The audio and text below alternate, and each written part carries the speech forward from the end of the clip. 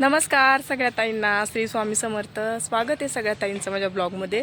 तर आज आपल्या ब्लॉगची सुरुवात स्वामी समर्थाच्या केंद्रापासूनच होती बघा. तर आज मी आले होते पोस्ट ऑफिसमध्ये, एकटीच होते आणि जवळच आमच्या इथं केंद्र आहे पोस्ट ऑफिसपासून. तर मी आत्ताच दर्शन वगैरे घेतलं बघा.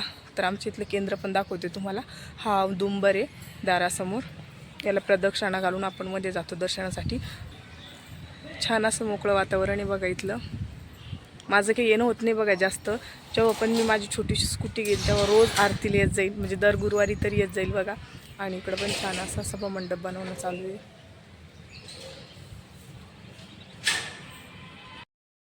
तर श्री स्वामी समर्थ सगळ्या ताईंना. तर कसं वाटलं ताई आमच्या इथलं केंद्र तुम्हाला?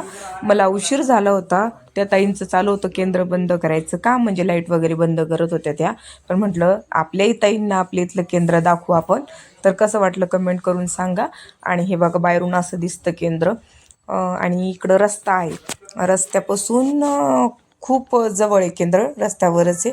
आणि ते समोर दिसते ते पोस्ट ऑफिस आहे. पोस्ट ऑफिस आणि स्वामी समर्थच केंद्र खूप जवळ आहे बघा. तर तिथं आले की मी नेहमी येत असते केंद्रामध्ये. आणि माझ्यासारखंच अजून एक आजी, त्यांना पण उशीर झाला होता बघा, त्या औदुंबराला प्रदक्षिणा घालताय. आणि इकडे केंद्र पण बंद झालेले आहेत, बाहेरूनच दर्शन वगैरे घेतील त्या आता.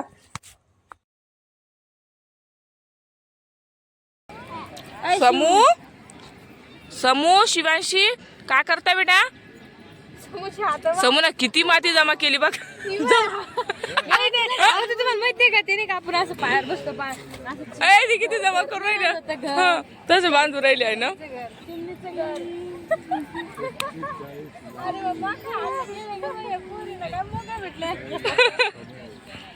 खेळा खेळा खेळा खेळा. तर आत्ताच बघितलं बघा ताई तुम्ही, शिवांशी आणि समू कशी रेती खेळत होत्या मस्त नदीमध्ये बसून. पाणी नव्हतं तर छान मज्जा केली बघा दोघींनी. तर आम्ही आलो होतो इथं गाणगापूरला त्रिवेणी संगमावर आंघोळी करण्यासाठी. आणि आंघोळ करून आम्ही देव महाराजांचे दर्शन करायला जाणार होतो. तर इकडे चालू होती बघा सगळ्यांची आंघोळ. म्हटलं ताईला पण दाखवा इथलं वातावरण कसं येतं. सोनूज पप्पानी मी मनातली इच्छा बोलून तर सगळे बांधताय बघा असे धागे. आता निकिता आणि निकिताची बहीण बांधते, तुम्हाला दिसत असेल तिकडं ते बघा, दोघीजणी बांधताय.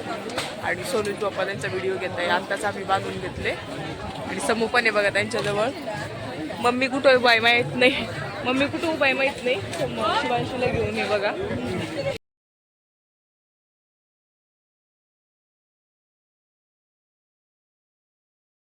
दोरा वगैरे बांधल्याच्या नंतर बाबांनी आमच्या सगळ्यांच्या कंपाळावर असं छान हे गंध लावून दिलं होतं बघा. खूप मस्त दिसत होता.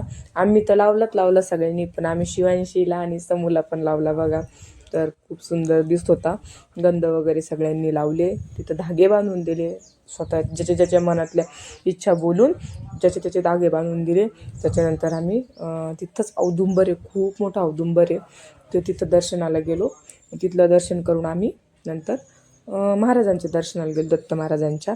ते इकडे बघा समूला लावणं चालू आहे. समूनी बिलकुल पुसला नाही बरं का, म्हणजे शेवटपर्यंत गंध होता समूचा. शिवांशीने लगेच पुसला, लावल्यास लगेच पुसला, तिला खाज येत होती कपाळाला. तर असे सगळ्यांनी एक एक करून आम्ही लावून घेतले.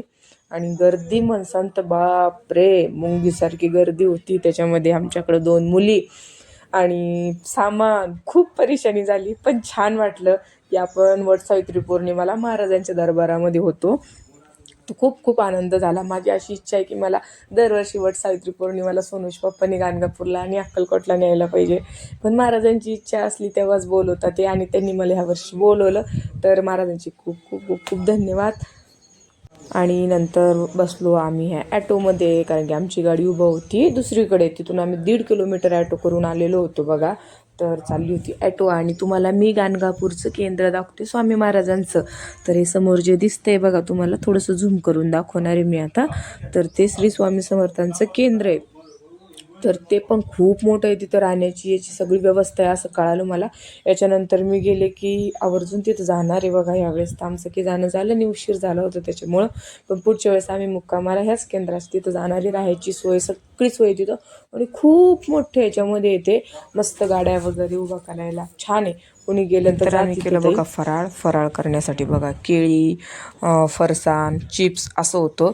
आणि सोनूच्या पप्पाला आणि मुन्नीला म्हणजे निकिताच्या बहिणीला उपवास नव्हता, तर तिने डोसा घेतला होता आणि सोनूच्या पप्पाने घेतले होते वडापाव.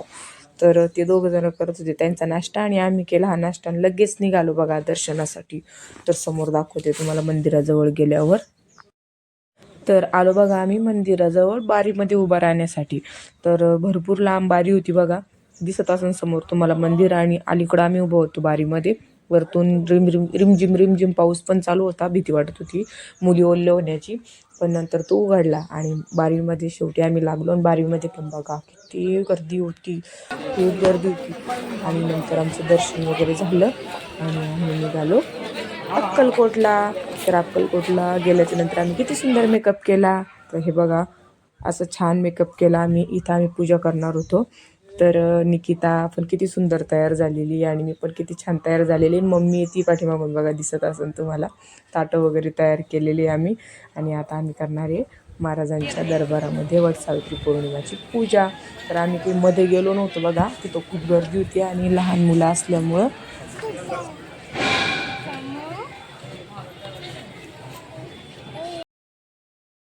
तर इथं आहे भक्त निवास, इथं थांबलेलो होतो बघा आम्ही. मध्ये फ्रेश वगैरे झालो होतो आणि इथून जवळच होतो पूजा, जिथं आम्ही जाणार होते पूजा करायला. तर हे बघा इथं छान अशी पूजा वगैरे केली मी. सोनूज पप्पानी माझी रील काढली, दिसत असून तुम्हाला थोडं थोडंसं डोकं त्यांचं. मस्त रील काढली त्यांनी आणि ती रील एडिटही केली त्या दिवशी आणि सोडली आणि 2,10,000 गेली. मला त्याचा खूप आनंद झाला की सोनूज पप्पांनी माझ्यासाठी इतकं काही केलं. तर छान मी पूजा वगैरे केली तिथं. पूजा झाल्याच्या नंतर त्यांचं दर्शन वगैरे घेतलं आणि अशी आमची पूजा इथं संपन्न झाली बघा. मी केली, मम्मीने केली, निकिताने केली, सगळ्यांनी आम्ही पूजा वगैरे केली. इथं एकमेकींच्या ओट्या भरल्या, म्हणजे आपण ओटीमध्ये आंबे टाकतो ना, तर तशा ओटी वगैरे भरून घेतल्या. तर असं छान आमचं दर्शन वगैरे झाले बघा अक्कलकोटचे आणि गाणगापूरचे. तर आजचा ब्लॉग आपला छोटाच होता. तर तुम्हाला ब्लॉग जर आवडला असेल तर मला कमेंट करून नक्की सांगा. तर इथून पुढे छान छान ब्लॉग मी टाकत जाईन जसे मला जमत आहे तसे. तर नक्की नक्की सांगा माझा ब्लॉग कसा होता तर. आणि माझी साडी ही मला अशीच आली होती बघा पाहुण्या ठिकाणून, तिचं ब्लाऊज वगैरे शिवून मी नेसलेली होती. तर आमच्या साड्याही कशा वाटल्या, आवडल्या का तुम्हाला, आणि तुम्ही कोणत्या रंगाच्या साड्या नेसल्या होत्या वटसावित्री पौर्णिमेला तुम्हाला कमेंट करून नक्की सांगा. आणि आजचा ब्लॉग आपला संपवते. धन्यवाद, बाय.